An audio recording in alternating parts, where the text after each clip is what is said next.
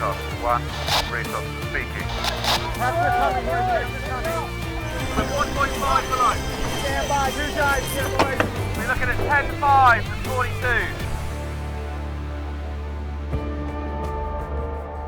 Hi everyone, it's great to have you along for another edition of the podcast. I hope, wherever you are, that this finds you in good health. Like much of the world, we're also in lockdown. Currently feeling blessed to be at home here in Cowes. Now, I usually bring you these little intros from somewhere along the promenade, but right now I'm at home, gazing out over a very different looking Solent. There's no cruise ships, very little shipping, just the occasional ferry back and forth, all alone and connecting us on the Isle of Wight to the mainland. Most notably though, there's no sailing boats. It also looks a lot bluer than normal. I don't want to dwell on the current global situation, but here in podcast land, we both feel it's important to try and keep publishing the podcast as per usual through this uncertain time. If we can't actually go sailing or watch the excitement of the season's action unfold, we can at least put on our headphones and disappear for a little while as we immerse ourselves in the extraordinary lives of some of our sport's very special characters.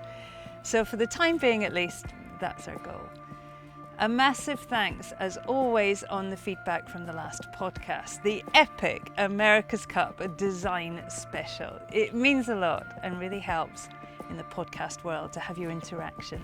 So please keep it coming. Let us know what you think, rate and review, and of course subscribe. I hope that you'll be delighted to hear that this podcast is another bumper 2-part edition. Over 2 hours to look forward to, everyone. It wasn't really our intention, but this month's guest has a lot to talk about, and it's compelling. I've generally found throughout my life that when Iain Percy talks, people listen. He's so very often the voice of reason, whether it's in an Olympic team or in the crazy world of the America's Cup. Iain was an extraordinary talent from an early age, always somehow wiser than his years, more athletic, more all over the game than most. We were teammates at 3 Olympic Games. We both won gold alongside Ben Ainsley at the Sydney Games in 2000, the Brits there dominating the single-handed classes. Iain won gold again sailing the Star class in China and then silver in London, both times alongside his teammate, his best friend, Andrew Bart Simpson. It is, of course, impossible to talk to Iain without plenty of mentions of Bart. Before you listen to Iain's pod, it's important that you know a bit of backstory. In part 2 of this podcast, you'll hear that Bart tragically lost his life while sailing out in San Francisco Bay in the build-up to the 2013 America's Cup. Bart left a ginormous hole in many people's lives. His death has affected Iain hugely, as one would expect. Bart was more than a good sailor. He was a generous, kind human, and it's so important to Iain that he's remembered. It's always lovely to share memories of his life-loving approach, and there's plenty of stories showing just how much he touched every aspect of Iain's life. We recorded this podcast a few weeks ago, just before the might of COVID-19 really got the world's attention. We met Iain just before he delivered a speech at one of the iconic London yacht clubs, all dressed up in his suit, a beer in his hand. It was fun and emotional for a couple of hours. I hope you enjoy the time I spent with Iain Percy.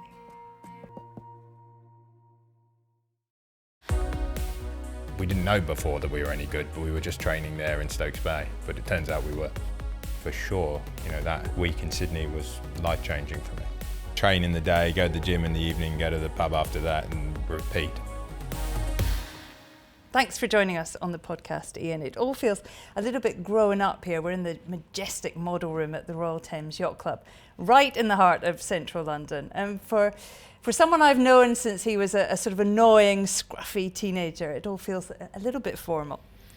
Yeah, a long way from when we first started our dinghy sailing and me the South Coast, you in Scotland. Yeah, we weren't visiting the Royal Thames a whole heap back in those days, but very nice of them to have us. Well, we're enjoying the comfort of it all.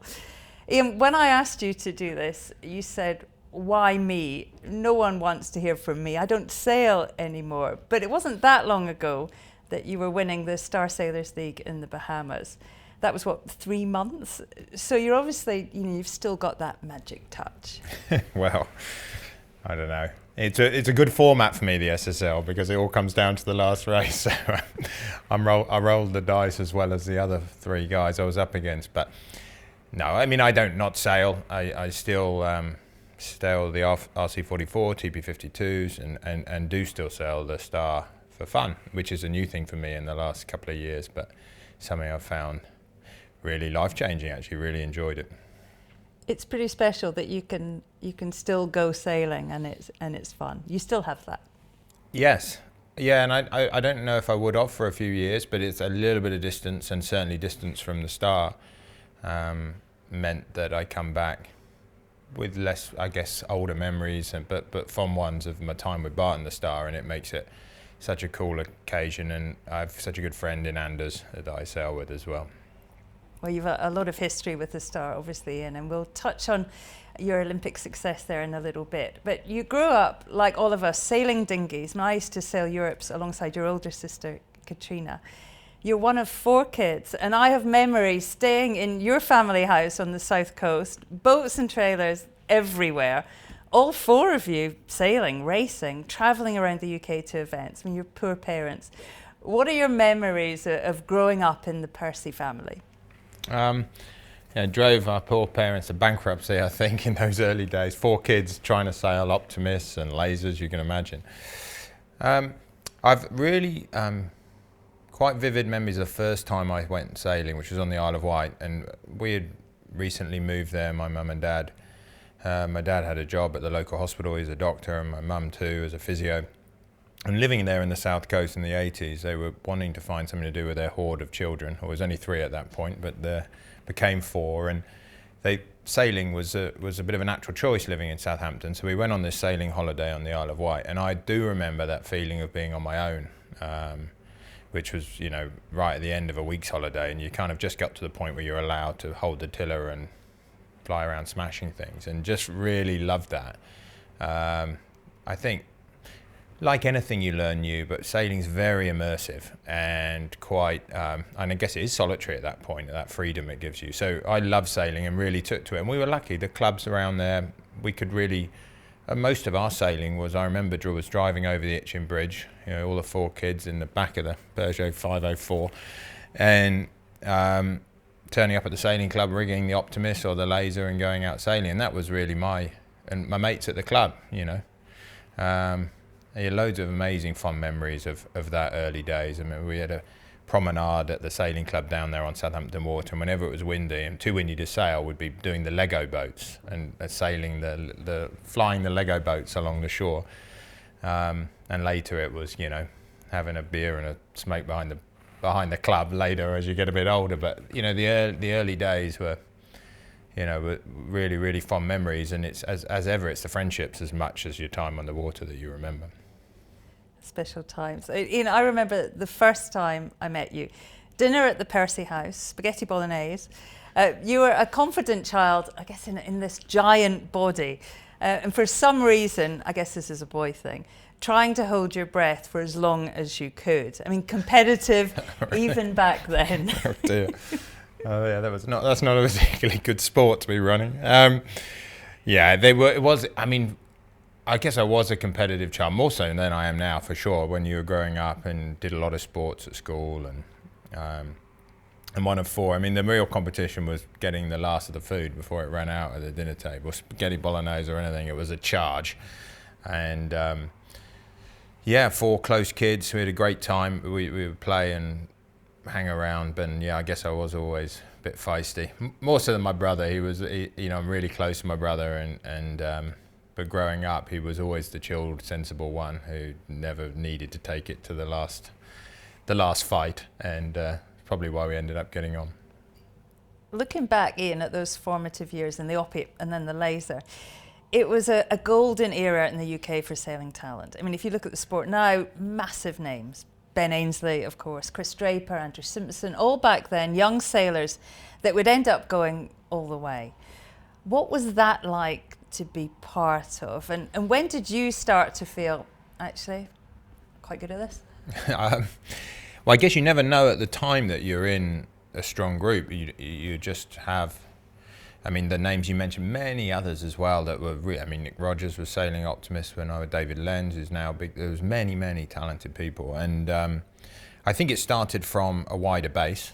And I think one of the things, you know, there's so many programs around the world trying to harness talent, and realistically, I believe it's a bit of a numbers game. And numbers and clusters, I'll come to that. But on the numbers game, as I said, that was me back in the 80s in Southampton. It was a natural choice to go and join a local club and learn to sail. I wouldn't say it's as big, as neither are many sports nowadays, but sailing in the 80s, certainly in the south coast of the UK, was pretty big. You know, this is a big sport. And I mean, it was often quoted as, you know, the biggest sport is football, second is fishing by participation, then sailing in the country. And you probably wouldn't say that today. And so there was a lot of people, is what I'm saying. And the bottom line is it fed the talent by a numbers game. But it then does, you know, it was great to be part of clusters. And Ben certainly made I think we made a big jump. And it comes to your question of when I thought could be all right, was around the age of 15, 16, and Ben was in Cornwall, which had been a real cluster of Optimist talent, and then myself and a few of the others were based more in the Southampton region, and Ben moved up to sail with us guys and went to the same school as me then for the last couple of years. And I think that group we had made a big difference. And I think, as much as I'd say when do you realise you're good, I think up to a certain age you can make yourself good. You know, if you know what I mean, talent isn't necessarily born with, you are training it in. And we would have been doing 4 to 5 days a week, evenings and then weekends, with a group of 8 to 10, as it turned out, really talented laser sailors. And probably 5-8 years behind New Zealand, did something similar with Dean Barker, Hamish Pepper, Nick Burford. We were following in that model. And then suddenly we turn up at a World Championships and was a couple of us in the top 5, and you realise it's about that point you think, well, yeah, no, we're not, you know, we didn't know before that we were any good, but we were just training there in Stokes Bay. But it turns out we were. You made each other great. I think you do. And I mean, right now, age 43, your talent's not going to be building anymore. But I think when you are as a teenager, it's not just a case of how good you are inherently. You're making yourself good. You're learning things. They're becoming very instinctual. Whereas when you're older, I think you learn things and you execute them. When you're young, it becomes instinctual, and I think it did for a lot of us. I also remember you, Iain, straight out of the laser, I mean, already too big, and into the fin class. You were a training partner at the Atlanta Games in 1996. Only 19 and already kicking everyone's butt. You were also at university studying economics. My memory is that you were smart and confident, I guess, beyond your years. What did you take away from that time being on the inside of a team that only delivered 2 silver medals? Quite a lot. I really enjoyed that time for one, and I moved on a lot in my experiences technically, but I also think what you're touching on there, that experience of being part of an Olympic team, which you feel as a training partner, really sets you up for when I went 4 years later, because you're going, there's that kind of, you're a bit of a special group all of a sudden. When you're in a squad of youth squad, and suddenly you're the only rep or the helper to that rep, and it's very intense. And I think it makes you get used to harnessing resource, using the people around you, understanding how much skill there is in different areas, and I started to develop the sense that self-manage your program, your goals, and don't be afraid to start using help and people with more experience and skills around you. And so I saw you doing that very well, Shirley. I saw Ben starting to do that too, even though he was sailing a laser, and certainly from David Howlett. He was giving me a massive technical lesson, but he was also providing me that blueprint of you can go to David Howlett for your technical support, but you can go to Pete Cunningham to learn about fitness, and you can actually ask people to just sort out the logistics because you need it done, and otherwise it's a distraction. And so that's what I took away from it, is be ruthless, understand that you have to be free to be as good as you can be, so therefore use others. And most importantly, how much enjoyment, me as that person, I was being used to be helped, and very happy to do so. So was David Howlett, and people enjoy that. That's one thing I really took away, because I enjoyed it so much, Sid enjoyed it so much. We were helping Richard Stenhouse, and you realise, don't be afraid to ask, because actually we're all getting things out of this, and people can only say no. That's a good motto for anyone young. I mean, did you leave there thinking, I can do that? Yeah, I kind of did, because I was winning the warm-up regattas before the Olympics. I just wasn't doing them. So that I wasn't frustrating at all, though, because I was too young for it in a funny way, and it was just, you know, I always knew that you can go and win warm-up regattas when you've got no pressure going into games using the great kit that someone's done for you, and just high card. So, but I knew that, you know, if I rolled into that 96 Olympics, I wouldn't have won, but I would have been in the hunt, you know. So yeah, I realised that it made me excited about doing the next 4 years, but I had a degree to do in the middle and was determined to do that properly and enjoy that properly. So I kind of ducked out then for a few years after that. Well, 4 years later, Iain, and it was the Millennium Games in Sydney, of course, and by now you're a firm favourite for gold in the Finn class. I mean, the whole British team felt confident. We had money, resources for the first time ever, talent, and we were well prepared with an expectation, I think, that we would deliver. And again, Ainsley, Walker, myself, of course. Looking back, it was a really special time. Yeah, and I think what you touched on, the expectation, is key. I think it's crucial, and I mean, you saw it this week. The people listening around the world won't understand this, but Liverpool Football Club won every game for the last 2 years and then lost 2 on the trot. Why is that? Because the expectation suddenly changed. They didn't expect to win. I was part of a group with yourself and Ben, and who were winning a lot in the single-handed classes, and I was, and Iain and Mark and the Star were doing well. And but particularly us three in the single-handed classes knew we were probably on paper the best there, and we went and expected to win. And it's almost a case of winning is where success is for our group of single-handed sailors. And if you come second, you're not really winning. Well, that's expectation. I'm expecting to win. You might come second expecting to win, but you're probably not going to come fifth. And I think that's the mental state that we went into that games, the three of us. And that was, I think you feed off each other and you set a bar and you don't want to fail. And failing was second for us three into that one.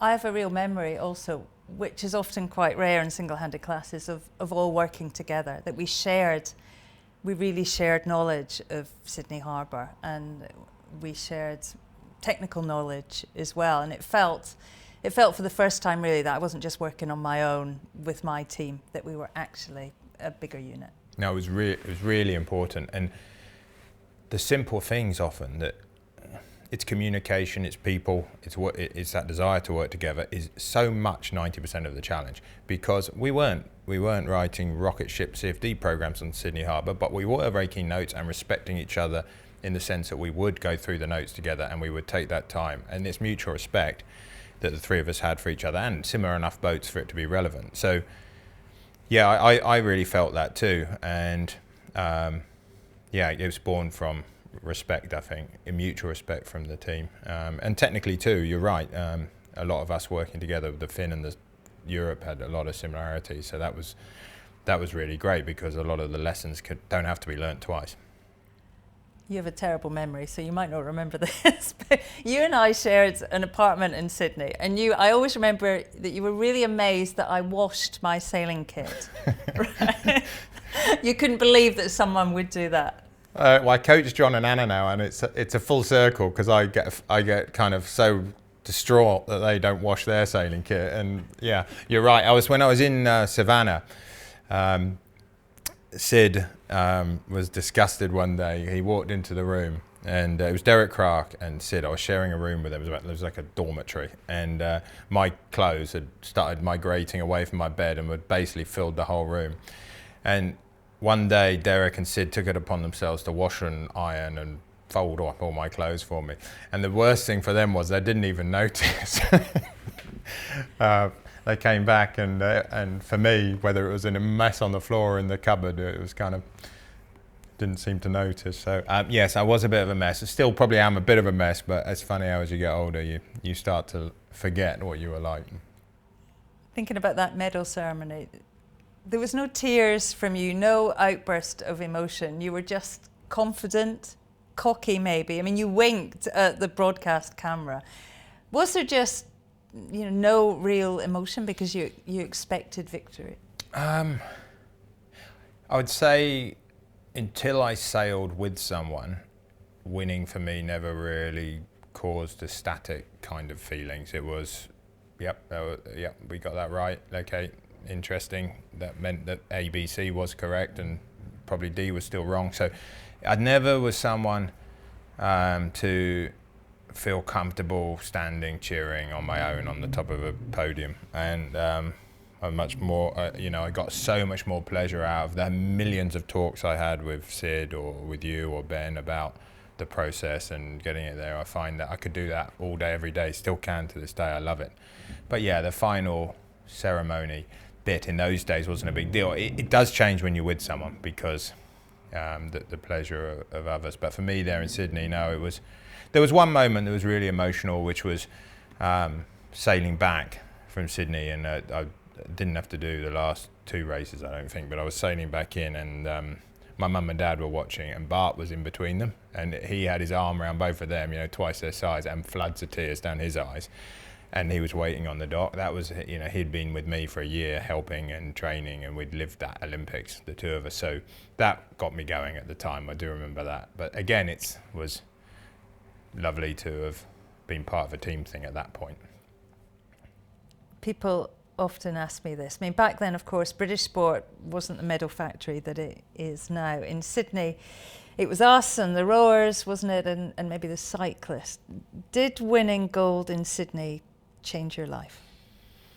Oh, definitely, because the plan at that point was to do the Olympics and then not become a pro sailor. I was intending to go and get a job and keep sailing more as a hobby. So, but it opened doors that, a little bit unplanned at the time, but opened doors that were hard to shut and didn't want to shut them. I was keen to keep going with sailing at that point. So it fundamentally changed what I did, in the sense I wasn't, working in a commercial world. I was working in sailing. But yeah, in other ways too, I think there was something that was sent to me by Greg Searle, actually, who sent me a note showing something that Redgrave had sent him, which was, winning gold won't feel like it's done anything tomorrow, except for maybe a hangover, but you'll always have a confidence when you walk into any room for the rest of your life. So I think that was a magic thing that I was just sent by Greg, and I think that you will know there is something about that happens. I don't like to think that it makes anyone think that they've, it's sport at the end of the day, but deep down, you worked really hard for something and it came off, and that somewhere stays with you for a level. So yeah, on a number of levels for sure, that week in Sydney was life-changing for me. Jumping forward 4 years, and it was Athens. Having had such a quick success in the start, you and Stevie Mitchell, your teammate, were one of the firm favourites for the top step. The reality, though, was a struggle. You finished 6th, and even from the outside, it didn't quite look right. With a bit of hindsight, what happened in Athens? Well, that if I talk about life changes, that probably changed me as much as anything else. I left Sydney and forgot slowly that I had put in a lot of effort, and all those talks we'd done on the venue, about the Sydney, so that I really knew which way to go and therefore needed to start on the pin and won the pin, blah, blah, blah. All forgotten, and started to think talent was important again, and somehow I had talent. It didn't help. We went and won the Worlds in the first year in the Star, and then you start to think, oh yeah, well, talent, wow.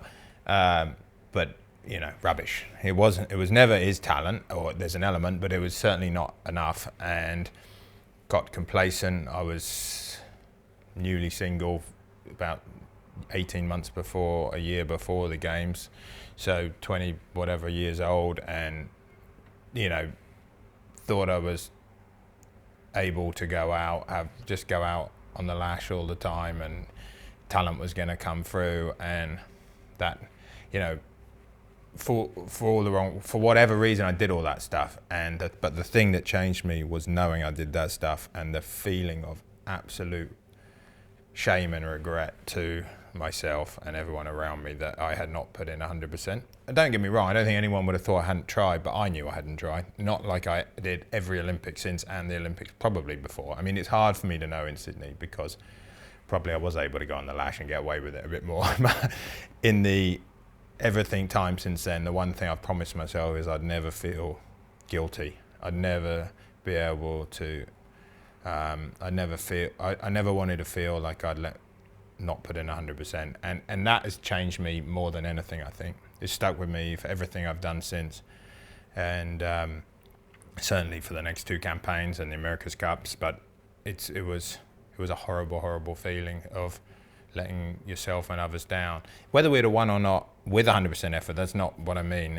Because again, I wouldn't have cared. I'm not a stand on the podium cheering kind of guy, but I take a lot of pride in knowing that ABC was right in Sydney, and I took a lot of shame in knowing that I hadn't put in 100% in Athens. So yeah, really fundamental. So I felt, let Stevie down there too. But I mean, there were some practical things. There was no wind all week, and it wasn't our strengths as well. We weren't particularly good in light airs, both of us, and Bart addressed a lot of that. But it wasn't really my strength as well. But I could have dealt with that. It was knowing I could have done more.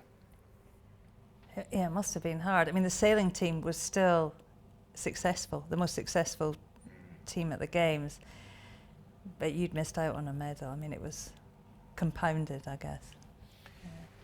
Yeah, all of the regret was personal, though. I mean, I was really happy for the rest of the team. That was almost a bonus, but you can enjoy the success of them and the small contributions you made through being part of a team. But yeah, no, it wouldn't have mattered if it was something completely unpublic. It was something that I knew I hadn't done enough effort for, and just never done that since, and that's a nice feeling.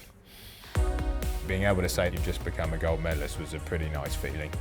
We sailed ourselves into one of the no-wind patches under the cliff, and 3 more boats or something got past us. Something that someone has coveted for 160 years, it must have weight, and it does have weight. Back for more, building a campaign for Beijing, you turned to Andrew Simpson, Bart, of course, as we all know him. Why was that? And I guess, how did you know him? Tell us about that.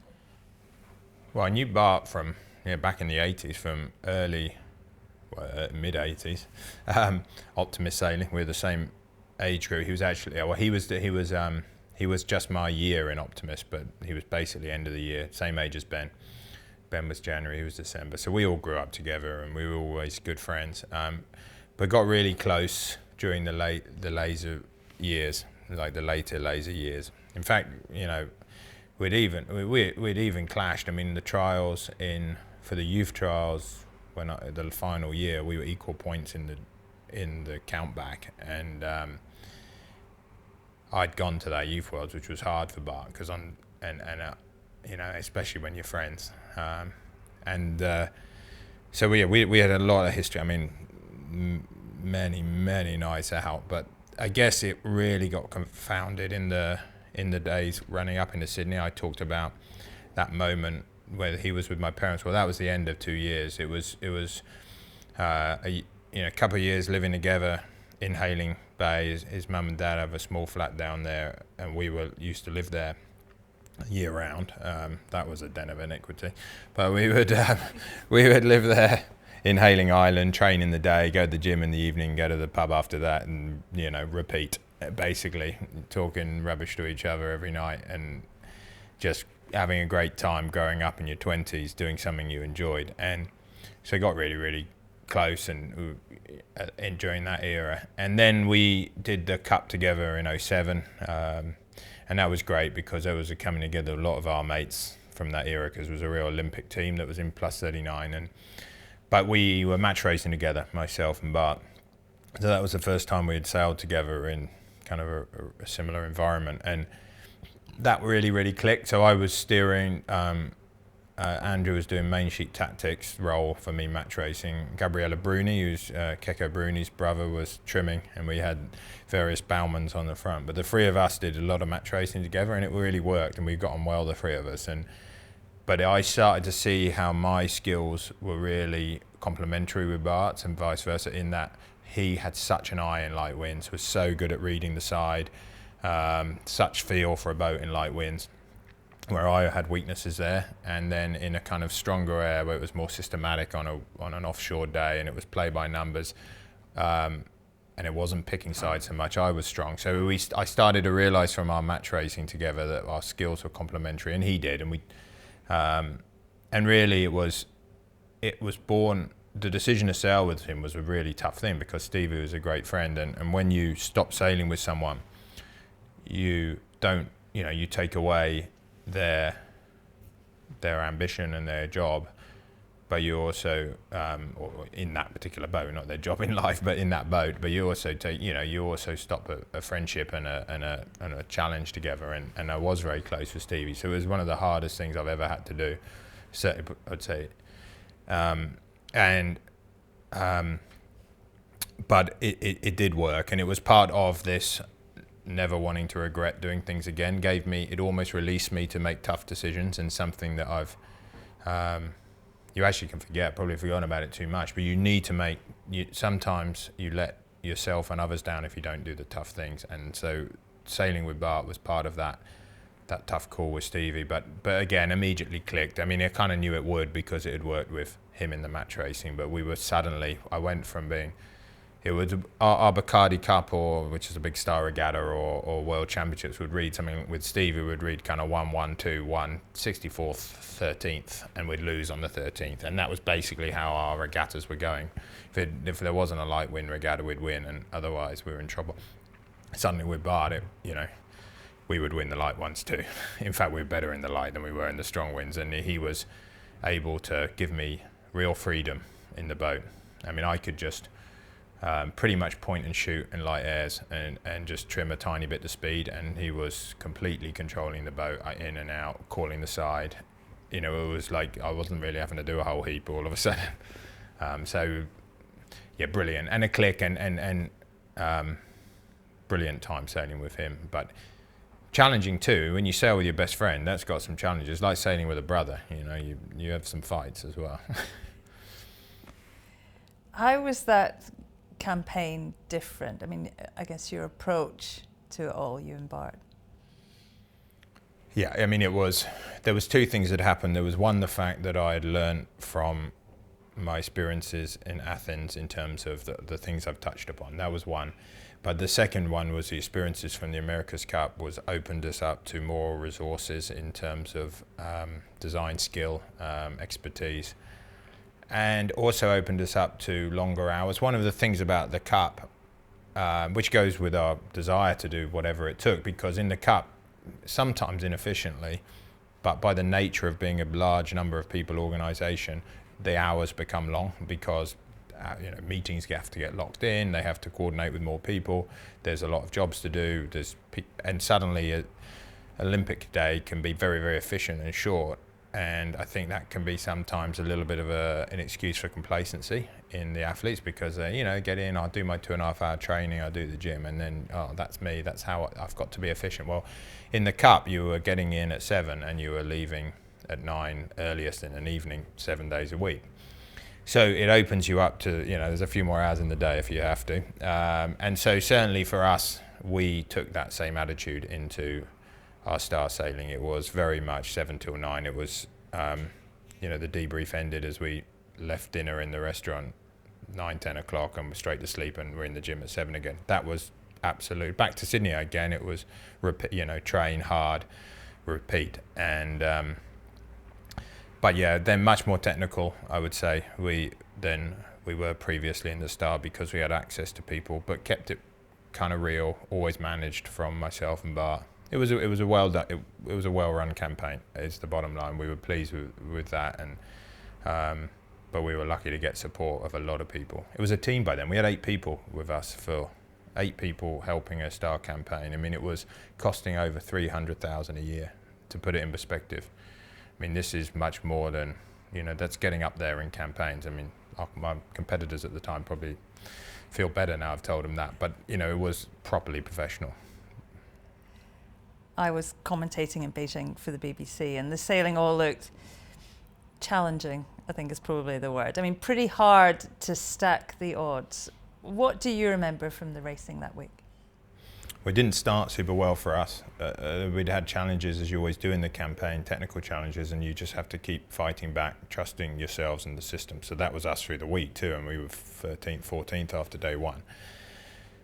But always had quite a confidence that if the racing went on for 1,000 races, we would win. I think that's what you need to have in your head. And then if that doesn't happen because we're not doing 1,000 races, then I'm not going to have that pain again. If there was a bit of that going on. Going into the regatta, I remember, I can honestly tell you, I understood for the first time in my life the old adage of, as long as you've done your best.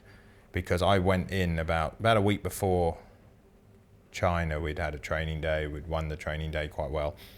And I remember thinking, honestly, win, lose or draw here, I'm not going to feel bad, because we've done ourselves proud in terms of the amount of work we've done and the effort. And that was such a liberating feeling. I mean, because the scars of the guilt were still there, and to be liberated from that and say, actually, I really don't care if we don't win now, because we deserve to win in our mind. We've done as much as we could, and we have tried our best. And so it was very liberating, and therefore could handle being 14th after the first day, because that was just, we'd made some wrong decisions, obviously, but that happens. And so you just keep pressing through. So as the week went on, we climbed up the leaderboard to be equal with Freddie going into the last race. But it was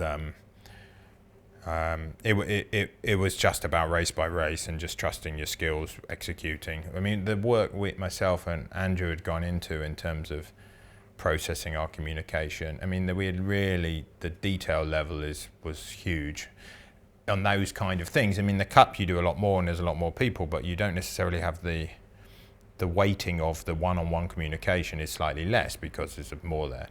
So myself and Bart spent so much time being very process driven in our communication. So because we always said to ourselves, we trust ourselves to make the right decision more often than not, but we don't trust ourselves to remember to make a decision. So we had to be very process driven. But yeah, so the week went on and we just kept performing, and then got to that last race, and then fortunately the wind blew a bit for the last race, because it had been really wacky all week, as China often is, but the last race was breezy. It was lucky. I mean, that final day, it wasn't just breezy, was it? It was pouring with rain, just to add to the drama.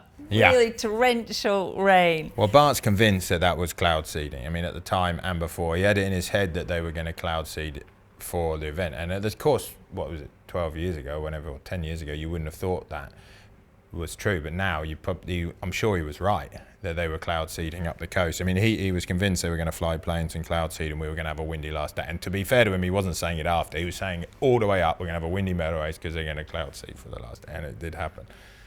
And he was right. It was so dramatic, wasn't it? And as you said, you had to beat, Sweden's Fredrik Löf to win that gold medal. Just talk to us a little bit about, when it was finally done and you crossed the line and you had gold, and you've done all that work with Bart. What did you say to each other? How was that? That was pretty ecstatic. I remember coming up just to cross the line, or just after, just saying, Bart, you just won a gold medal, and again, just knowing for him everything he'd put in, because at that point he'd put in effort for others, for the 2 Olympics before for Ben as a training partner, for me in Sydney. I mean, it was to think that I knew how much my life had changed on different levels in 2000, and suddenly I knew that was about to happen for Bart, and no more deserved, and after giving to others to achieve it for so long. So being able to say that to him, you've just become a gold medalist, was a pretty nice feeling to be able to say that. And yeah, obviously with 2, it's just so much easier to get into the celebrations. I mean, that was quite a big night. I remember in China, we were almost in some dodgy jail at the end of the night. They weren't used to seeing that level of debauchery or that thing. But, it was just absolute relief, complete happiness, mainly for Bart because he had given so much for so long, and real relief for me and him because we'd put in so much into that games and so much effort, and for it to have not come off would have been, it wouldn't have felt guilty, but it would have been frustrating. And so that's the emotion that I felt, was relief that I didn't have to feel frustrated. I didn't need to feel relief about the guilt. I'd had that ticked off the week before we started. My lasting memory of your win there was, Princess Anne was there, wasn't she? Soaking wet and was absolutely chucking it down to give you the medals. And there you were, the two of you, drenched through in your tracksuits, but so emotional. These two giant bears of men holding on to each other so tightly. It was, it's, even now I'm thinking about it, it was unforgettable. Yeah, I'm sure he felt the same. It's so much easier to be happier and more kind of celebratory happy about your best mate, you know what I mean, than it is about yourself, because it's a little bit embarrassing to say, oh, well done yourself. But when it's not, you're not thinking that, you're thinking, I was thinking everything he'd done for me and Ben over the last 12 years, and he was thinking, I'm sure, how much effort I'd put in over the last 4 years along with him, and just that feeling of, it's just somehow better and easier to celebrate with someone else. Being on your own is in a class it's just different, that's all. And when you're doing it with someone else, yeah, that bit of it's more fun. I think the highs and the lows are bigger when you're with people. The lows are big. You see in cup teams, lows are big when there's 100 people. Lows are bigger when there's 2 than when we're with 1, but highs are bigger too. And for us there, it was pretty special. You're right, driving down with rain, but just didn't even notice. From China, next up was the prospect of delivering at a home games in London. I mean, there was a great buzz at home, wasn't there? I mean, how much more intense did that all feel? Not hugely, to be honest. I mean, because I kind of stay out of all the Olympic-y hype. I listened to my BBC radio at 4 in the morning, and then I'd go down and have ages on the phone, working with Bart and the coaches on the boat, and that's my life, and that's what I love. And it wasn't really any different being in China or being in Weymouth. Rained a bit more in Weymouth, but so no, I wouldn't say that affected me particularly. It was nice to be able to base myself at home. I guess that was just lifestyle improvement, but. No, it didn't affect me. We just absolutely process driven and trying to achieve in Olympic Games, wherever it was for us then. And again, felt comfy going in, had that same feeling of having given it a lot of effort. I mean, you were always training. If you ever wanted to interview the pair of you, it was always on the verge of getting too dark. It felt and looked like you were working harder than ever before. I mean, is that fair? Yeah, I think probably because it just ramps up. You realise there's more in the tank. I mean, yeah, we came in the dark 60% of the days, probably because we spent a lot of time in the coffee shop talking about it in the morning too. But the start time would push back. That would be our coaches come back. But yeah, many times, and testing a lot of equipment too, which is, as anyone knows, is time consuming rather than necessarily intense as well. So for a lot of that period, it would be long days for testing. You get people who know the old cup boats, they are long days, and so you need to acquire data. We were much more data driven by then. Data analytics were becoming more of a thing.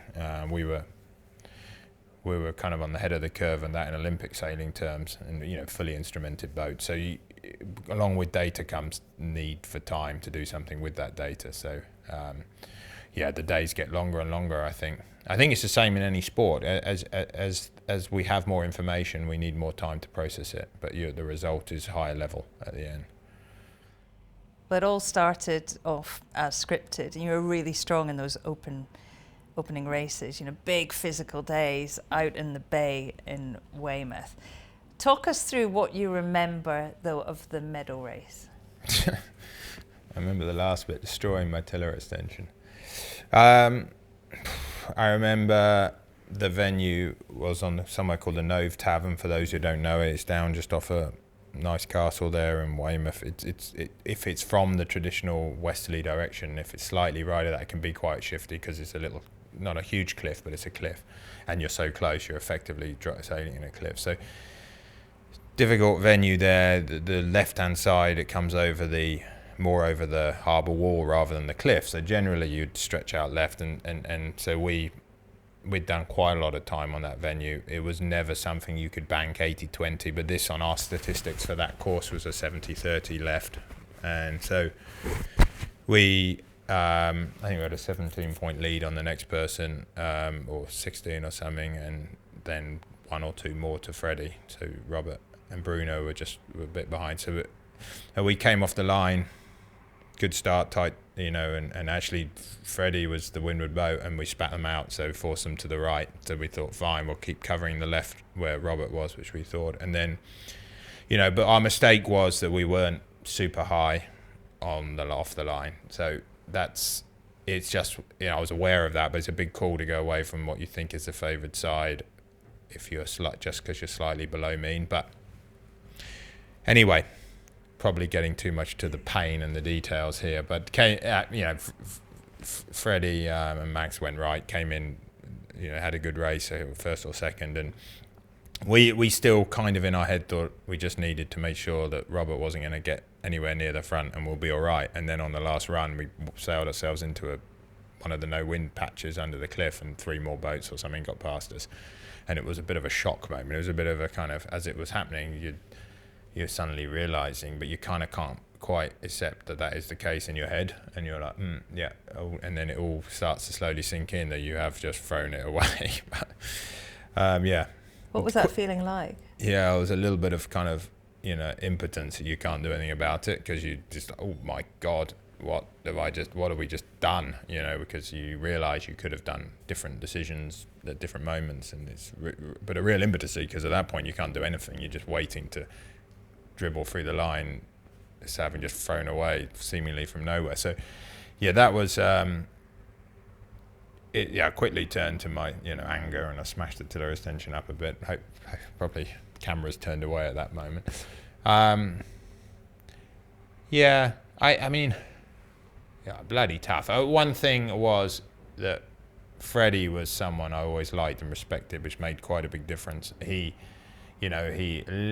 I wouldn't say certainly he had a lot of success. It wasn't in the sense that Bart, who had never been to a Games, but he hadn't won an Olympics before and had been pretty close for a lot of years. So I did feel happiness for him. I remember giving him a hug after and just saying how pleased I was for him. And you can dissociate those feelings and get that kind of, be happy for someone else. So I was able to do that. Yeah. Big night on the piss, a few bad memories, a few nightmares, scars, but ultimately I didn't feel shame for what we had done. I didn't come away beating I didn't feel myself.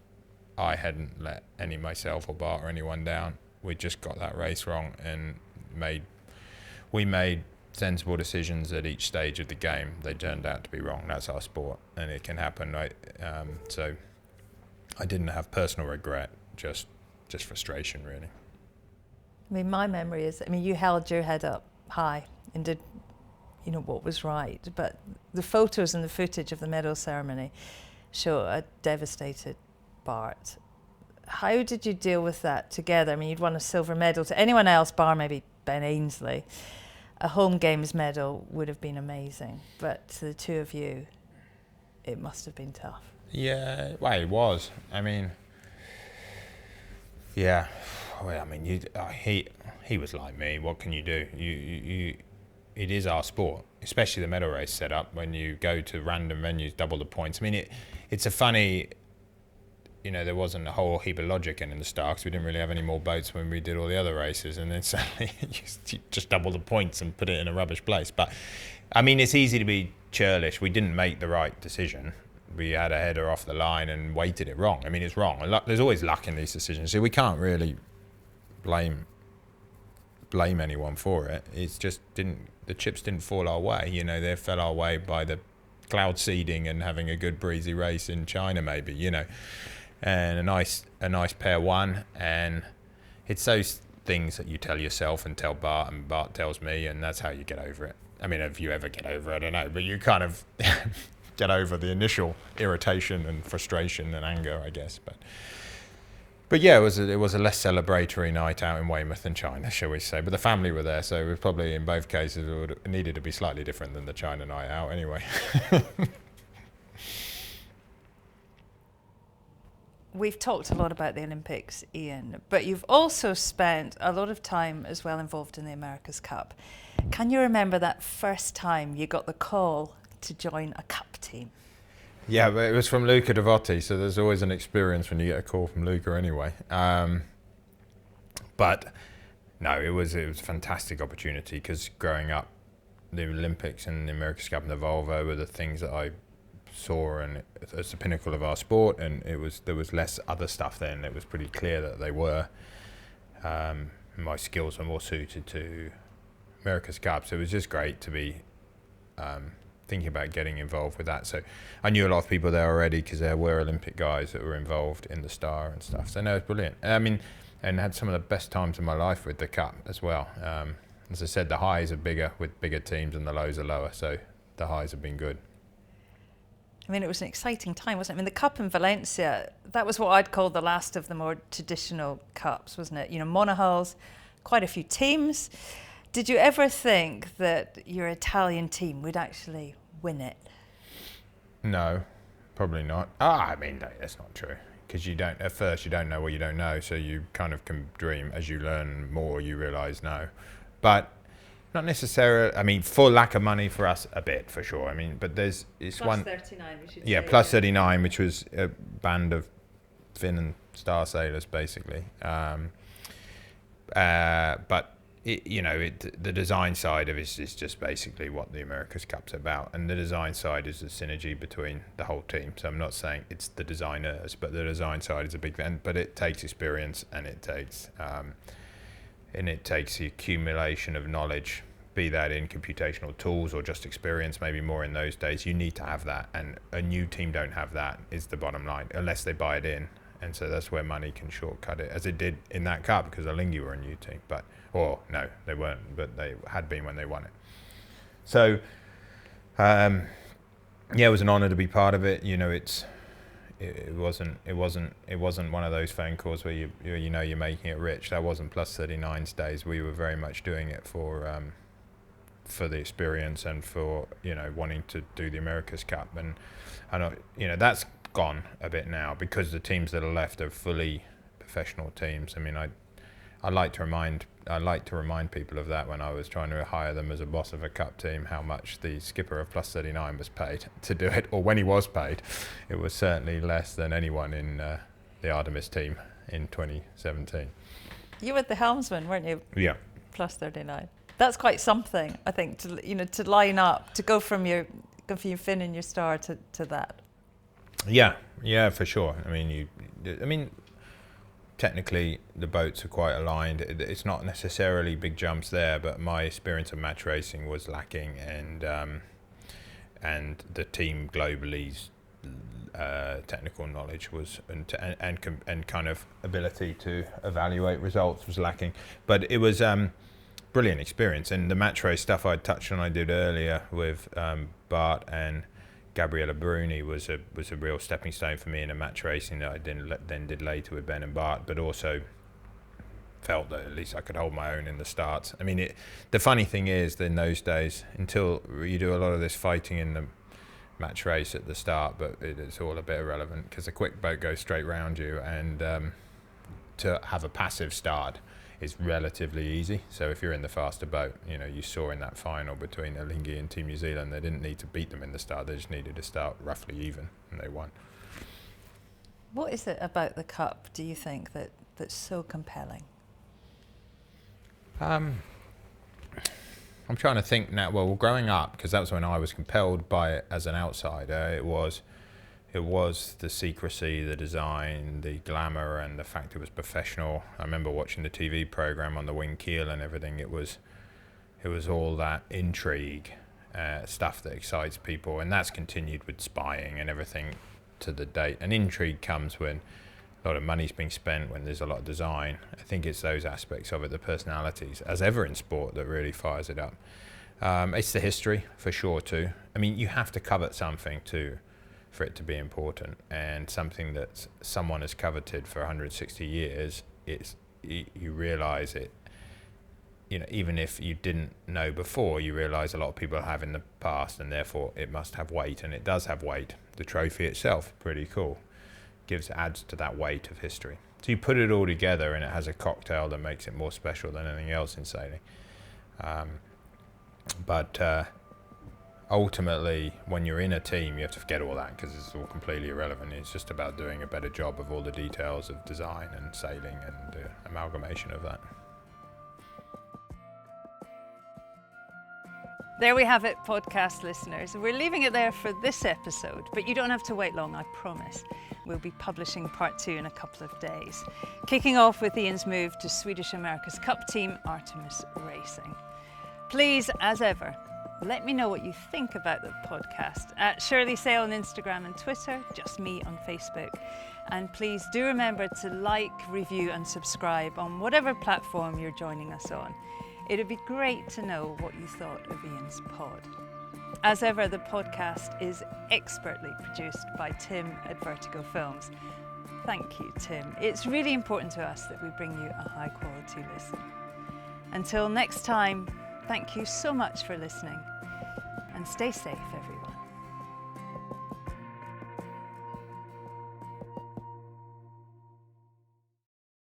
This is Castle 1. Race officer speaking. Pressure coming here, pressure coming. We're 1.5 below. Stand by, 2 dives here, boys. We're looking at 10.5 to 42. This is Castle 1 standing by. Out.